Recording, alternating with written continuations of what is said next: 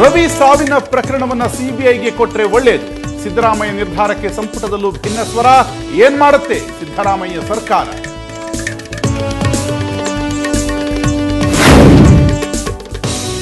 ಬೀದಿಗಿಳಿದ BJP JDS. ಒಟ್ಟಾಗಿ ಬಂದ್ರು HDK, Eshwarappa, Shettar.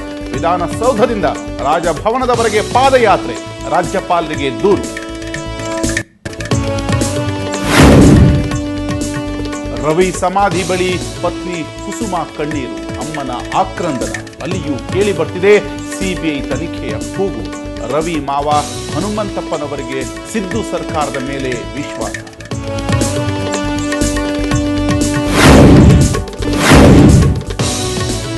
Rohit ಶತಕ, ರೈನಾ ಅರ್ಧಶತಕ. ಬಾಂಗ್ಲಾದೇಶಕ್ಕೆ 303 ರನ್ಗಳ ಟಾರ್ಗೆಟ್. ಗೆದ್ದರ ವಿಶ್ವಕಪ್ ಸೆಮಿಫೈನಲ್.